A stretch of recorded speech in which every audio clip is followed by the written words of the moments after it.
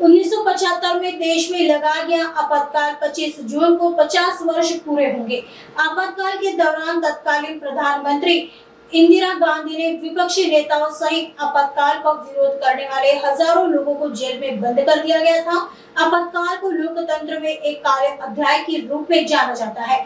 इसी के तहत भारतीय जनता पार्टी नागपुर महानगर द्वारा 25 जून को आपातकाल की वर्षगांठ के अवसर पर विशेष कार्यक्रम का आयोजन किया है, जिसमें आपातकाल के दौरान जेलों में बंद रहे लोकतंत्र सेनानियों को सम्मानित किया जाएगा। शुक्रवार को नागपुर शहर भाजपा अध्यक्ष दयाशंकर तिवारी ने इस बात की जानकारी दी। सभी ज्येष्ठ जन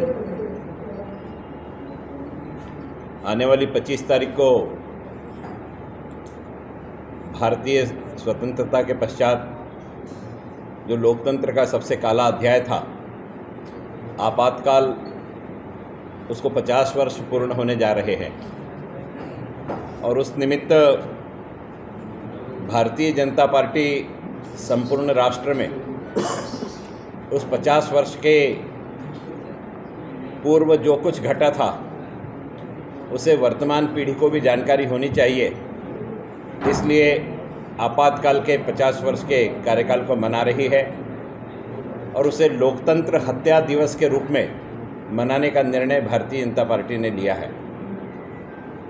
नागपुर शहर में उसी श्रृंखला में 25 तारीख की शाम को 5 बजे वनामती के ऑडिटोरियम में इस कार्यक्रम का आयोजन किया गया है। उस कार्यक्रम का नाम लोकतंत्र सेनानी स्वागत वंदन अभिनंदन समारोह करके रखा है।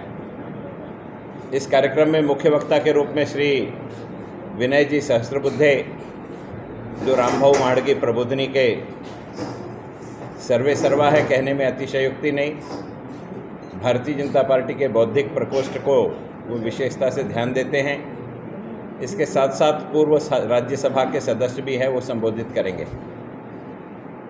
नागपुर उनके आगमन के पश्चात कुछ घरों में, जो हमारे मीसाबंदी परिवार के कुछ घर हैं, उन घरों में प्रत्यक्ष मुलाकात के लिए भी विनय जी जाएंगे।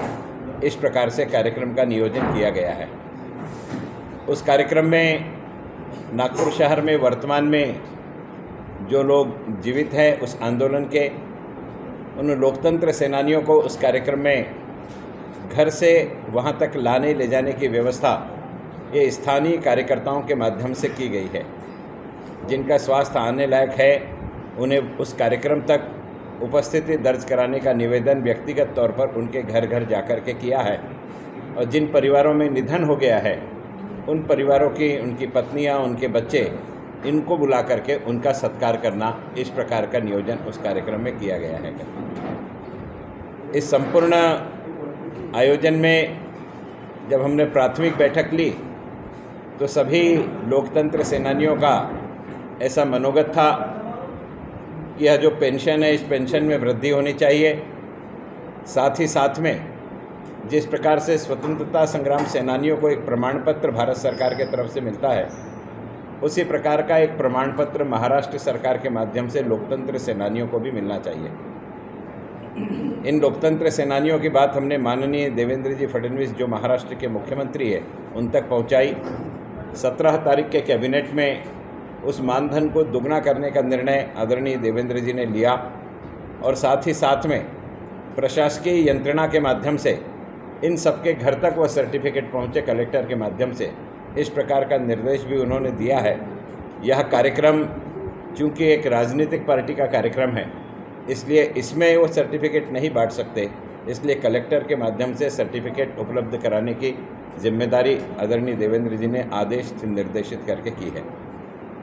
आप सभी के जानकारी के लिए कि उस समय का जो कार्यकाल था, उस समय के कार्यकाल में इमरजेंसी तो देश की प्रधानमंत्री होने के कारण श्रीमती इंदिरा जी ने लगाई थी, लेकिन उसके पश्चात इंदिरा जी के जो सुपुत्र थे, जिनका नाम संजय गांधी था, और संजय गांधी के साथ उस समय की जो उनकी नौजवानों की टीम थी, उन्होंने मिलकर के जिस प्रकार का आतंक पूरे देश में फैलाया था, उसके कारण बहुत बड़ी संख्या में विद्रोह का वातावरण राष्ट्र में बना था और उसी की परिणति थी कि 1977 में पहले बार आज़ादी के बाद कांग्रेस सत्ता से बाहर हुई और गैर कांग्रेसी संपूर्ण सत्ता भारतवर्ष में स्थापित हुई।